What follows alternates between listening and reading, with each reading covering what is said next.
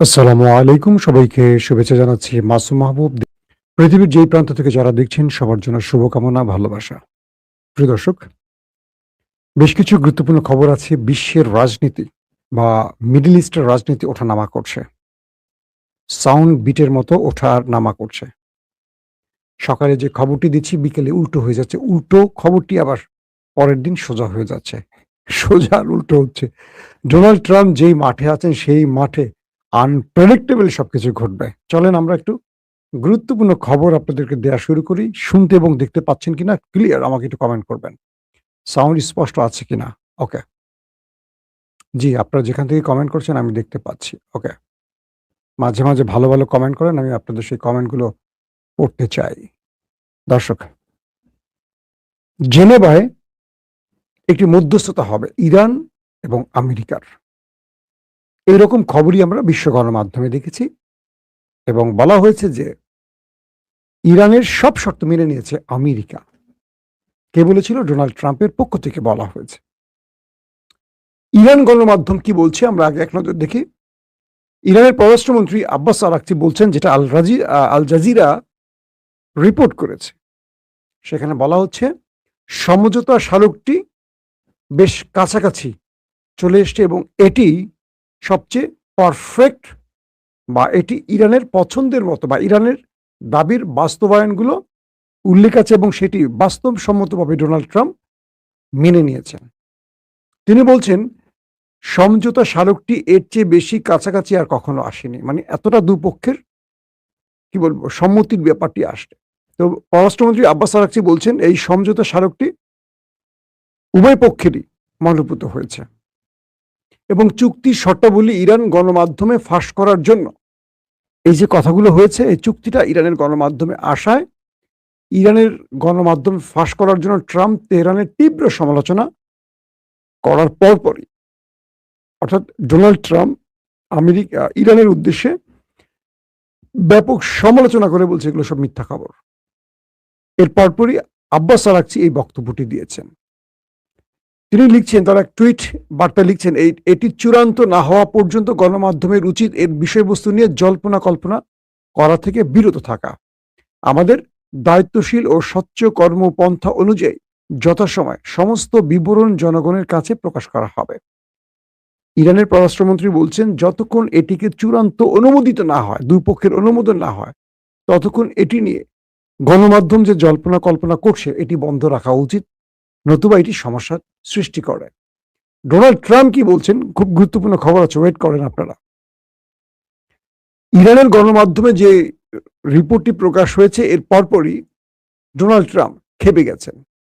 তিনি বলছেন, একটি শান্তি চুক্তির শর্তাবলী নিয়ে ইরানি গণমাধ্যমে বিস্তারিত প্রতিবেদন প্রকাশের পর মার্কিন প্রেসিডেন্ট ডোনাল্ড ট্রাম্প ইরানের নিন্দা করেছেন। তিনি তেহরানের কর্মকর্তাদের অসম্মানজনক আখ্যা দিয়েছেন এবং এটিকে ভুয়া খবর বলে দাবি করেছেন। মার্কিন কি বলে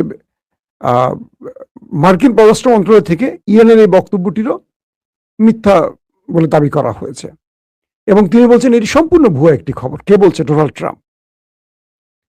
এখন চুক্তির যে খসড়াগুলো দুই পক্ষের মধ্যে হয়েছে, এইটিকে নিয়ে ইরান বলছিল যে চুক্তির খসড়া প্রায় চূড়ান্ত হয়ে গেছে, কিন্তু আমেরিকানরা লোভী হয়ে গেছে, তারা নতুন নতুন দাবি উত্থাপন করছে। এটা কে বলছে? ইরানি গণমাধ্যম।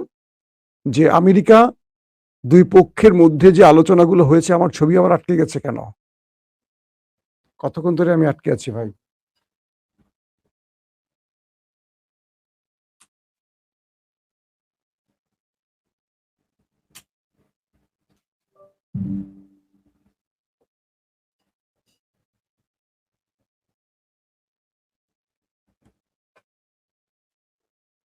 চেহারা বেশি ভালো না তো, এই জন্য আটকে গেছিল বোধহয়, না ফ্রিজ হয়ে গেছিলাম।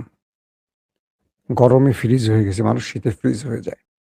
তো ইরান বলছিল যে আমেরিকা লোভী হয়ে উঠছে, কারণ তারা আমাদের দুই পক্ষের আলোচনার মধ্যে নতুন নতুন বিষয় যোগ করে। পাশাপাশি কয়েকটি সূত্রের দাবি করা হয়েছিল যে ইরান, মানে কেন আমেরিকা খেপছে, যে ইরানের গণমাধ্যমগুলো প্রকাশ করেছে এই রকম খবর যে আমেরিকা রাজি হয়েছে ইরান তার ইউরেনিয়াম তার দেশে রাখতে পারবে, নাম্বার ওয়ান। 60 দিন যুদ্ধবিরতি, মানে 60 দিনের মধ্যে যুদ্ধবিরতি সম্পূর্ণ হবে এবং এই 60 দিনের মধ্যে ধীরে ধীরে সবগুলো বাস্তবায়ন করা হবে। কি কি? ইরানের যে 24 বিলিয়ন মার্কিন ডলার পৃথিবীর বিভিন্ন দেশে ইরানের যে সম্পদ জব্দ করা হয়েছে, এটি আস্তে আস্তে দেয়া শুরু হবে।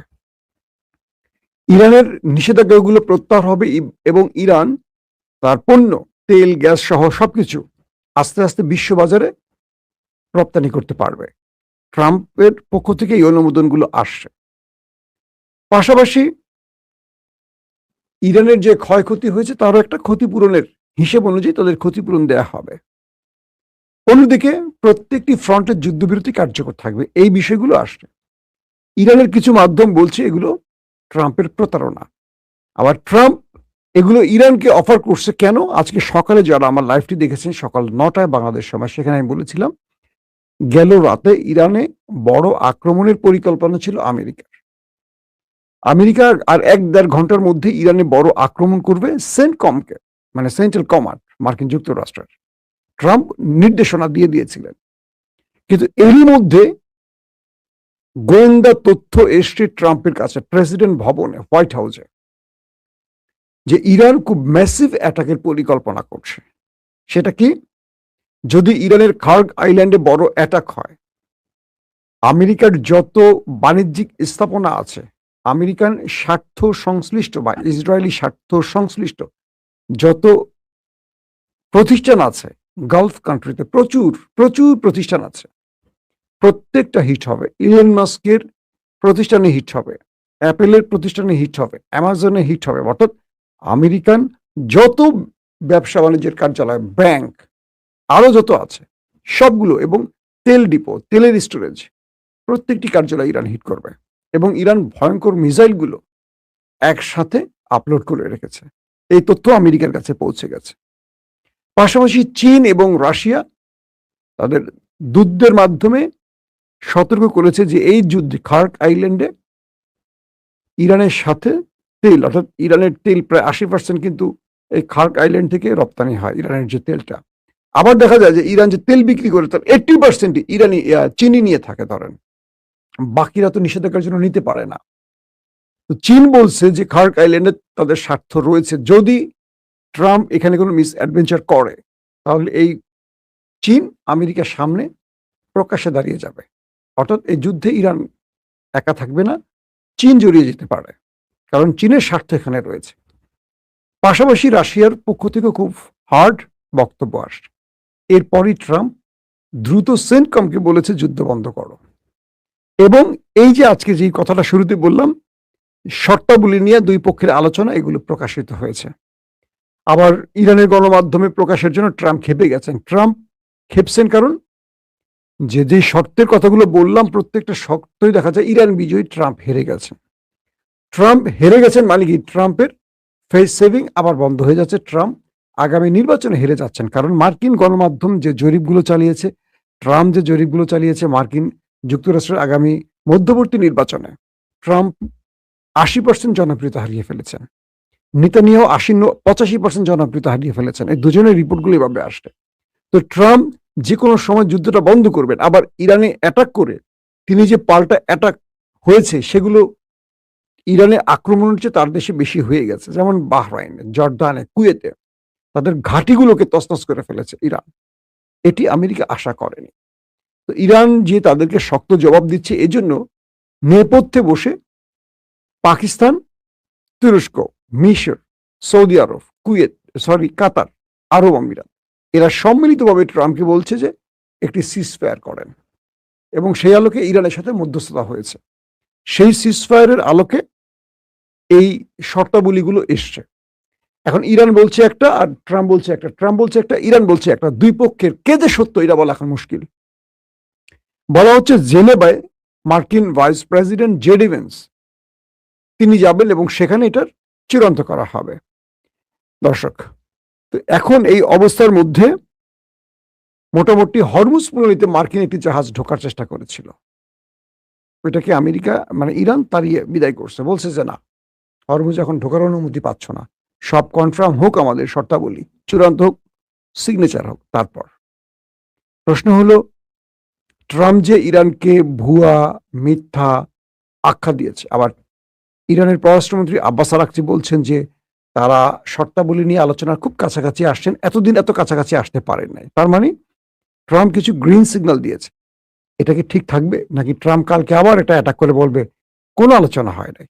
যতক্ষণ ক্রিজে ট্রাম্প আছে ততক্ষণ হোয়াইট দেন আর নো দেন, যেটাই করেন, এলবিডব্লিউ দেন, যেটাই দেন, ট্রাম্প মানবে না। ট্রাম্প ব্যাটিং করতে চাইবে। আমি ব্যাটিং করবো, আমি আউট না, আমি আউট না, আমি খেলবো না। বুঝতে পারছেন? তো এই পরিস্থিতির মধ্যে কিছু আলোর ঝলকানি দেখা যাচ্ছে যে ইরানের সব দাবি মেনে নিচ্ছে ট্রাম্প। দেখি ইরানের গণমাধ্যম প্রকাশ করে, বিশ্ব গণমাধ্যম ট্রাম্পকে চেপে ধরছে, হয়তো বা সেই জন্য তিনি অস্বীকার করছেন, না না না আমি এগুলো বলিনি। দেখি শেষ পর্যন্ত কি হয়।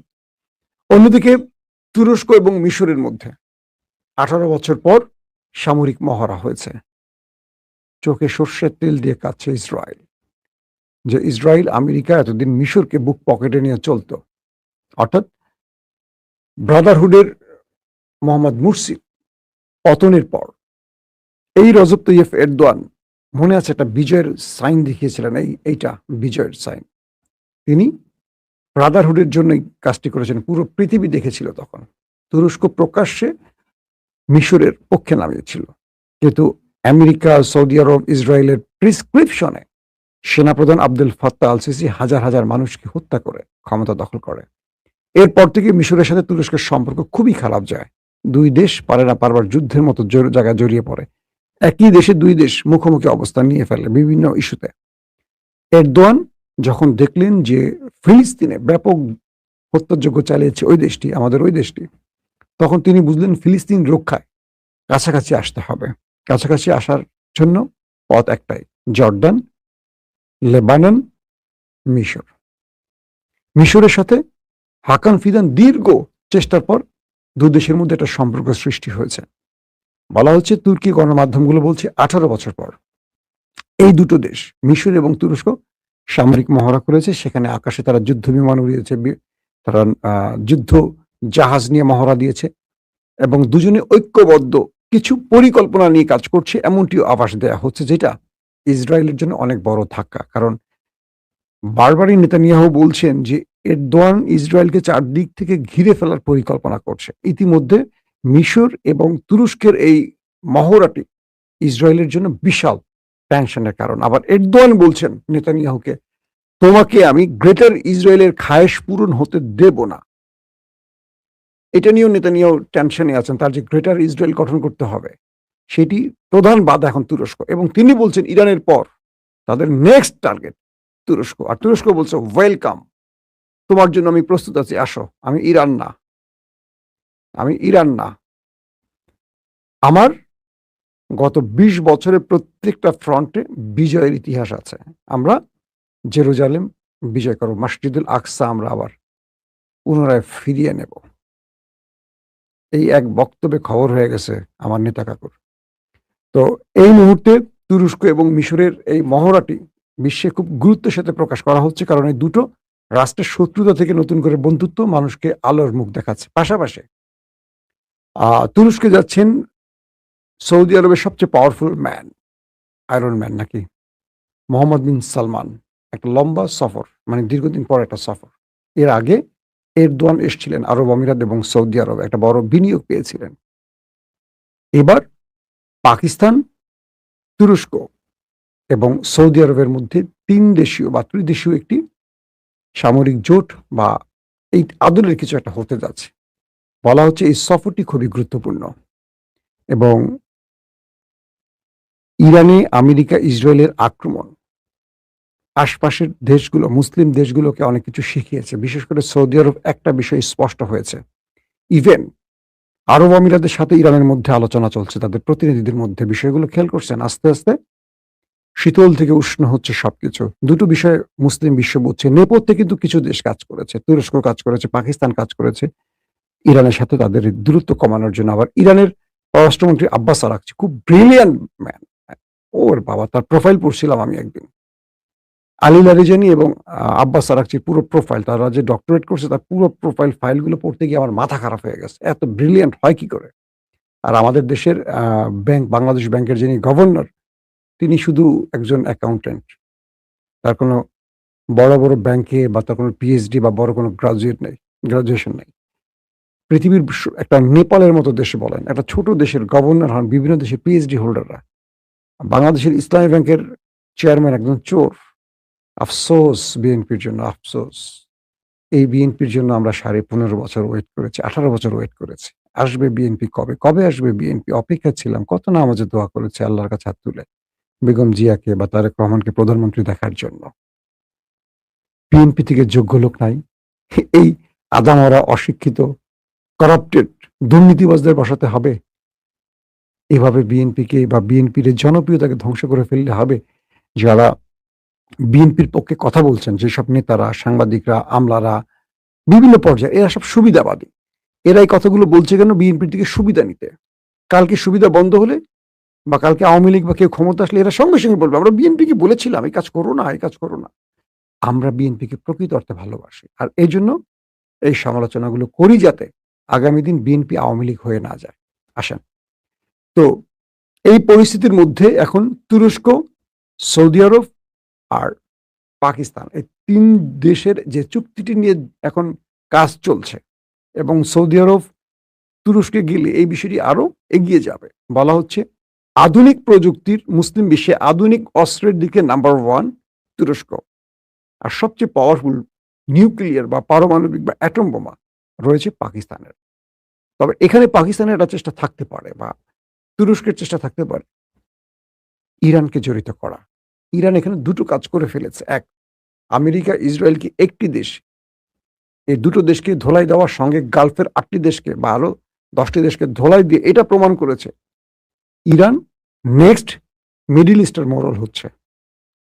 তো তুরস্ক চাইবে ইরানকে পাশে রাখতে, যদিও তুরস্কের সাথে ইরানের ভৌগোলিক অনেক দূরত্ব আছে, অনেক ইস্যুতে তাদের মধ্যে লড়াই আছে। এই লড়াইগুলোকে একটা প্ল্যাটফর্মে এসে দুইটার সমতার ভিত্তিতে, অর্থাৎ এখানে তুরস্ক ছাড় দিবে, এখানে ইরান ছাড় দিবে, এটার ভিত্তিতে যদি সমন্বয় করা যায়, তুরস্ক, মিশর, পাকিস্তান, ইরান, 4টা দেশ থাকলেই হবে, খেলা ঘুরে যাবে, মসজিদুল আকসা মুসলমানদেরই হয়ে যাবে। তো এই বিষয়গুলো নিয়ে আসলে খেলা চলছে, আবার নেপথ্যে শত্রুরাও খেলছে। কি করে মুসলমানদের মধ্যে ফাটল ধরানো যায়, কি করে বিএনপি জামাতের মধ্যে ফাটল ধরানো যায়। এরা 20 বছর একসাথে ছিল, একসাথে লড়াই করেছে, অজস্র মানুষ গুম খুন ক্রস ফায়ার হয়েছে, জামাতের শীর্ষ লিডাররা সব ফাঁসিতে ঝুলেছে। বেগম জিয়া তার প্রত্যেকটা বক্তব্যে বলতেন তারা নিরপরাধ, তাদেরকে জুডিশিয়াল কিলিং করা হয়েছে। তারেক রহমানও বলছেন। আজকে সেই বিএনপির কথা পুরো পাল্টে গেছে। বিএনপি এখন চেতনায় আর জামাত এখন রাজাকার। কিন্তু মাঝখানে ঢুকে গেছে ইসরায়েল, ধরেন ভারত বা আমাদের বাংলাদেশের কিছু হাসিনাপন্থী এজেন্সি বা এজেন্সি অফিসাররা, নাম বলতে চাই না, এরা বিএনপি এবং জামাতকে আবার শত্রু বানাচ্ছে। আমার সবচেয়ে অবাক লাগে, আমার বিএনপির বন্ধুরা এখন জামাতকে নিয়ে ফেসবুকে হ্যাঁ বি লেখে, কেউ আওয়ামী লীগকে নিয়ে লেখে না। অদ্ভুত না? গত 15.5 বছর বিএনপিকে পিটে দেয়ালের একদম শেষ মাথায় নিয়ে গেছে, দেয়ালে পিঠ ঠেকাই দিয়েছে, গুম খুন ক্রস ফায়ার যা খুশি করছে। এমন বিএনপি নেতা কর্মী নেই যাদের নামে মামলা নাই, জেল জুলুম অত্যাচার। কোন বিএনপি এখন আওয়ামী লীগকে নিয়ে একটা পোস্ট করে না। দেখেন আওয়ামী লীগ আর বিএনপি এক হয়ে গেছে। সকল বিএনপি এখন জামাতকে নিয়ে লেখে, জামাতকে নিয়ে কথা বলে। এখন এই যে আমি বলছি আমাকে এখন গুপ্ত বলবে, এই বিএনপি বলবে গুপ্ত। অথচ তারা 18 না 20 বছর একসাথে ছিল, একসাথে খেয়েছে, একসাথে ঘুমিয়েছে, একসাথে জেল খেটেছে। একজন খাবার নিয়ে গেলে জেলে নেতারা ভাগ করে খেয়েছে। সাইদির ইমামতিতে বাকিরা নামাজ পড়েছে, নিজামী ইমামতি করেছে, পেছন থেকে সব নেতারা ফখরুল সাহেবরা নামাজ পড়েছে, তাদের হাদিস কোরআন শুনেছে। আর রাজনীতির মঞ্চে এসে তারা একে অপরকে গালিগালাজ করে। এটা মুসলমানদের ক্যারেক্টার না, মুসলমানদের ক্যারেক্টার এমন হতে পারে না। ক্ষমতায় বসার সঙ্গে সঙ্গে চেঞ্জ হয়ে গেল কেন? জামাত বিরোধী দলে বসার সঙ্গে সঙ্গে চেঞ্জ হয়ে গেল কেন? মাঝখানে ইসরায়েল ঢুকে যাচ্ছে, ইসরায়েল ঢুকে আবার মুসলিম বিশ্বের যেমন ফাটল ধরা, জামাত বিএনপির মধ্যে এমন তিক্ততা তৈরি করছে যে জামাতের একটি মাত্র ব্যাংক, এটা জামাতের ব্যাংক না, জামাত সমর্থিত লোকদের ব্যাংক ধরেন, সেটাও কেড়ে নিতে হবে। বাকি সব প্রতিষ্ঠান তো বিএনপির, লাভটা কি বিএনপির হবে? ওই যে আমাদের সালাউদ্দিন ভাই একজন আছে, আর লাগে না, বিএনপিকে ডোবানোর জন্য সালাউদ্দিন ভাই যথেষ্ট। এটা এখন বুঝবেন না। হাসিনা এখন বলছে তাকে ডোবানোর জন্য যারা যথেষ্ট ছিল তারা সবার আগে পালিয়েছে। বুঝতে পারছেন? তারা সবার আগে পালিয়েছে, এরা পালাবে, ওই আবার শিলং চলে যাবে, নো টেনশন। হাসিনাও রক্ষা করবে, এখনো ভালো আছে শিলং ভাইরা। এটা যাদের মধ্যে এই চরিত্রটা থাকে তাদের থেকে যেকোনো ব্যক্তির সতর্ক থাকা উচিত। দর্শক, আজকের মতো বিদায় নিচ্ছি। চামে কিছু বাংলাদেশের খবর দিলাম নাকি? খুশি হইছেন তো নাকি বেজার হইছেন? কমেন্ট করবেন যে আপনারা বাংলাদেশের খবর চান কিনা?